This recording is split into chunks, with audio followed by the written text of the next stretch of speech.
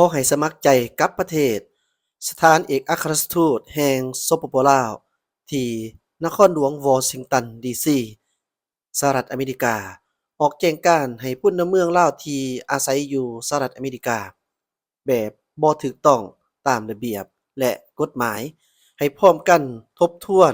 และพิจารณาเดินทางกลับคืนประเทศแบบสมัครใจโดยทันที สำหรับสถานทูตลาวเองก็ถือว่าได้ขอให้สมัครใจกลับคืนประเทศสถานทูตหรือว่าเอกอัครราชทูตแห่งสปปลาวที่นครหลวงวอชิงตันดีซีก็ได้ออกแจ้งการให้พลเมืองลาวที่อาศัยอยู่ในสหรัฐอเมริกาแบบบ่ถูกต้องตามระเบียบและกฎหมายให้พร้อมกันทบทวนและก็พิจารณาเดินทางกลับคืนประเทศแบบสมัครใจโดยทันที สถานเอกอัครราชทูตแห่งสปปลาวที่นครหลวงวอชิงตันดีซีออกแจ้งการณ์ในวันที่25มีนา2025นี้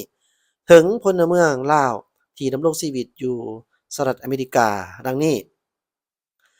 ในหลายๆปีผ่านมาพลเมืองลาวได้เดินทางเข้ามาท่องเที่ยวเยี่ยมยามและศึกษาหำเฮียนอยู่สหรัฐอเมริกาเป็นจำนวนเพิ่มขึ้นในแต่ละปี โดยได้รับวีซาประเภทต่างๆอิงตามระเบียบการของรัฐบาลสหรัฐอเมริกาภายหลังการเยี่ยมยามหรือสำเร็จภารกิจแล้วพลเมืองลาวส่วนใหญ่แม่นได้เดินทางกลับคืนประเทศแต่ก็มีอีกจำนวนบ่น้อยสืบต่อดำรงชีวิตอยู่สหรัฐอเมริกาและบ่กลับคืนประเทศย้อนสภาพในตัวและนอกตัว ยิงใส่มุ่นเสืออันดีในการพัวพันหัวมือสองฝ่ายลาวอเมริกาในระยะที่ผ่านมา รัฐบาลสหรัฐอเมริกาก็ได้เห็นใจและผ่อนผันให้แก่พลเมืองลาวที่ยังตกค้างอยู่อเมริกาได้อยู่นำญาติพี่น้อง นับตั้งแต่ต้นปี2025เป็นต้นมารัฐบาลใหม่ของสหรัฐอเมริกาได้ถือได้ถือเวียกงานนี้เป็นเวียกงานที่สำคัญในการดำเนินนโยบายนิรเทศผู้อยู่อาศัยแบบผิดกฎหมายออกนอกประเทศเฮ็ดให้สภาพการภายในอเมริกามีการเปลี่ยนแปลงอย่างไววา เพราะภาคส่วนที่เกี่ยวข้องของอเมริกาได้ดำเนินมาตรการต่างๆ เป็นต้นแม่นการจับกุมและส่งตัวคนต่างประเทศที่อาศัยอยู่แบบบ่ถูกต้องออกนอกประเทศตามการออกข่าวทางสื่อมวลชนต่างๆฉะนั้นเพื่อความปลอดภัยของพลเมืองลาวสถานเอกอัครราชทูตแห่งสปปลาวที่นครหลวงวอชิงตันดีซีจึงเรียกร้องให้พลเมืองลาวที่อาศัยอยู่สหรัฐอเมริกาแบบบ่ถูกต้องตามระเบียบกฎหมายให้พร้อมกันทบทวนและพิจารณาเดินทางกลับคืนประเทศแบบสมัครใจโดยทันทีเพื่อหลีกเลี่ยงการถูกจับกุมคุมขังและขึ้นบัญชีนิรเทศออกนอกประเทศ ถือบังคับส่งตัวกลับประเทศของเจ้าหน้าที่ทางการของสหรัฐอเมริกา ทั้งนี้เพื่อความปลอดภัยและในอนาคตยังอาจจะมีโอกาสเดินทางไปที่สหรัฐอเมริกาได้อีก ก็คือเพื่อรักษาโอกาสบ่ให้ถูกตกอยู่ในบัญชีเป็นบุคคลกลุ่มคนที่บ่พึงปรารถนาที่ถูกบันทึกเข้าในบัญชีห้ามเข้าประเทศสหรัฐอเมริกาตลอดชีวิต สำหรับท่านใดที่มีจุดประสงค์ขอกลับคืนประเทศแบบสมัครใจเจ้าหน้าที่หรือการจัดตั้งจะบ่ปรับไหมใส่โทษแต่ประการใดเพราะถือว่าเป็นบุคคลที่ให้การร่วมมือที่ดีสถานเอกอัครราชทูตลาวเตรียมพร้อมจะให้คำปรึกษาและช่วยเหลือท่านในการกลับคืนประเทศซึ่งท่านสามารถติดต่อประสานหาพนักงานที่รับผิดชอบได้ตามรูปนี้ แผนกกงสุลเบอร์โทรศัพท์202-285-5395และ202-328-9239อีเมล embassylaos@gmail.com ดังนั้นจึงแจ้งมายังพลเมืองลาวเพื่อทราบ และพิจารณาด้วย สถานทูตลาวในอเมริกาเจ้าก่อนหน้านี้ถือว่าอิงตามบทรายงานในเดือนพฤศจิกโดยองค์การกวดคนเข้าเมืองและด่านภาษีของสหรัฐอเมริกาหรือ ICE หลายกว่า 4,000 คนสัญชาติลาวที่มีคำสั่งเนรเทศขั้นสุดท้ายแต่ยังบ่ได้ถูกควบคุมตัวในปัจจุบันข้อมูลนี้ได้ถูกเปิดเผยหลังจากการปราบปรามคนเข้าเมืองทั่วประเทศที่เปิดตัวโดยประธานาธิบดีโดนัลด์ทรัมป์ในวันที่26มังกรซึ่งส่งผลให้มีการจับกุม956คนเป็นจำนวนที่ใหญ่ที่สุดนับตั้งแต่เขากลับคืนมารับตำแหน่งเม็กซิโกนำหน้าบัญชีรายชื่อที่มีบุคคล 252,044 คนที่เผชิญกับการนิรเทศในขณะที่ 4,850 คนเป็นคนลาวตกอยู่ในสถานการณ์นี้บทรายงานแบ่งตัวเลขตามสัญชาติ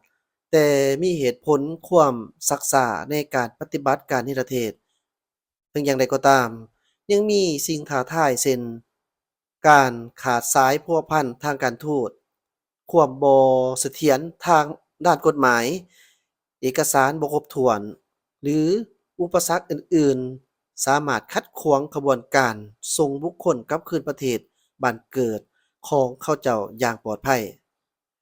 ในวันที่29มังกรโดนัลด์ทรัมป์ได้ลงนามในร่างกฎหมายที่กำหนดให้มีการกักขังชาวอพยพที่เข้าสหรัฐโดยบ่ได้รับอนุญาตและถูกจับกุมหรือถูกตั้งข้อหาในบางข้อหานี่เป็นกฎหมายฉบับทำอิฐของเขาในการเป็นประธานาธิบดีครั้งใหม่และเป็นบาทกล่าวทำอิฐในความพยายามอย่างกว้างขวางของเขาเพื่อหัดแคบการบังคับใช้กฎหมายคนเข้าเมืององค์การรัฐบาลกลางที่มีอำนาจกักขังได้ดำเนินการบุกโจมตีในหลายเมืองรวมทั้งชิคาโกนิวยอร์กและเมียมิในทางตรงกันข้ามโจไบเดนอดีตประธานาธิบดี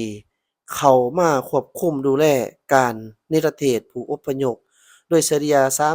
311 คนต่อวันส่วนใหญ่แม่น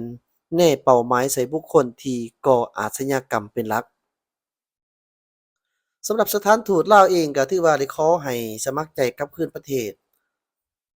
สถานทูตหรือว่าเอกอัครราชทูตแห่งสปปลาวที่นครหลวงวอชิงตันดีซี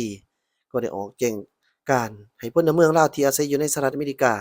แบบบ่ถูกต้องตามระเบียบและกฎหมายให้พร้อมกันทบทวนและก็พิจารณาเดินทางกลับคืนประเทศแบบสมัครใจโดยทันทีสถานเอกอัครราชทูตแห่งสปปลาวที่นครหลวงวอชิงตันดีซีออกแจ้งการในวันที่25มีนา2025นี้ถึงพลเมืองลาวที่ดำรงชีวิตอยู่สหรัฐอเมริกาดังนี้ในหลายๆปีผ่านมาพลเมืองลาวได้เดินทางเข้ามาท่องเที่ยวเยี่ยมยามและศึกษาหำเฮียนอยู่สหรัฐอเมริกาเป็นจำนวนเพิ่มขึ้นในแต่ละปีโดยได้รับวีซาประเภทต่างๆอิงตามระเบียบการของรัฐบาลสหรัฐอเมริกาภายหลังการเยี่ยมยามหรือสำเร็จภารกิจแล้วพลเมืองลาวส่วนใหญ่แม่นได้เดินทางกลับคืนประเทศ แต่ก็มีอีกจำนวนบ่น้อยสืบต่อดำรงชีวิตอยู่สหรัฐอเมริกาและบ่กลับคืนประเทศย้อนสภาพในตัวและนอกตัว